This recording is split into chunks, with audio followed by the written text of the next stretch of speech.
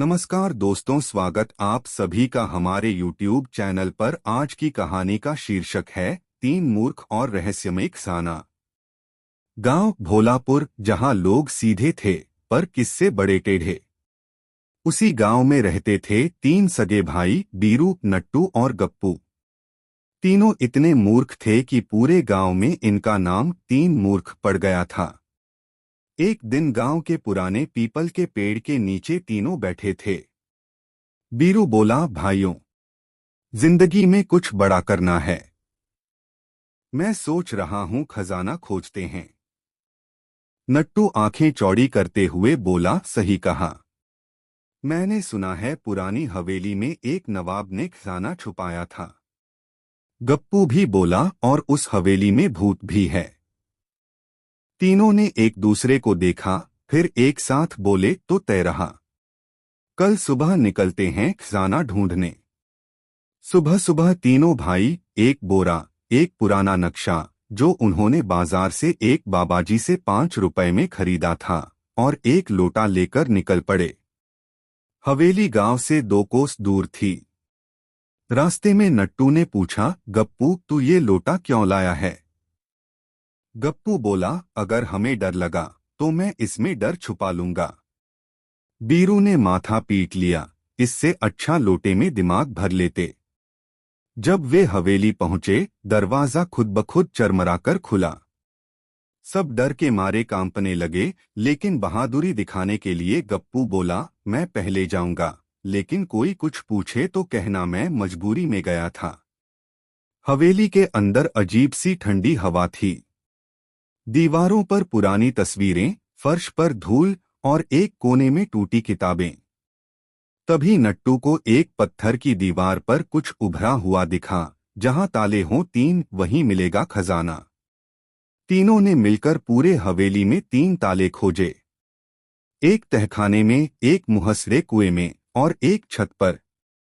लेकिन कोई चाबी नहीं थी। बीरू बोला, भाइयों, अगर चाबी नहीं तो ताले तोड़ेंगे।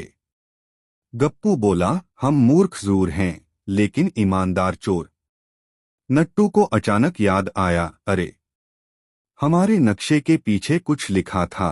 उन्होंने देखा, सच्चाई, मूर्खता और हिम्मत तीनों हो साथ तभी खुलेगा राज। तीनों ने अपनी अपनी मूर्खता दिखाई। बीरू ने कहा, मैं तो दरवाजे को नमस्ते करता हूं, तभी खुलते हैं। नट्टू ने ताले को गुदगुदी की।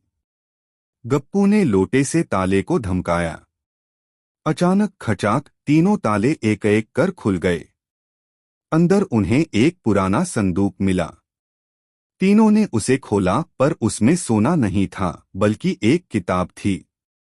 मूर्खों की महारानी, कैसे मूर्खता ही असली खजाना है। तीनों का मुंह लटक गया। बीरू, तो हमारा खजाना ये किताब है। गप्पू, हाँ, और हम इसके राजा हैं। पर तभी नट्टू को किताब के बीच एक चिट्ठी मिली। जो इसे पढ़ेगा वह जीवन भर लोगों को हंसी का खजाना देगा। दुनिया उसे कभी नहीं भूलेगी। तीनों एक दूसरे को देखकर मुस्कराए।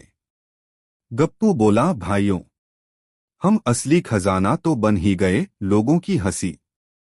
जब तीनों भाई गांव लौटे तो सबने पूछा, क्या मिला?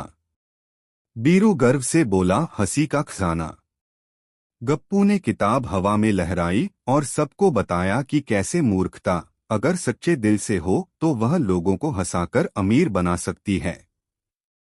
उस दिन से तीनों भाई गांव के पसंदीदा लोग बन गए। बच्चे, बूढ़े, जवान सब उनकी बातें सुनने आते। किसी को दुख होता तो 3 मूर्खों की कहानी सुनकर हंसी आ जाती।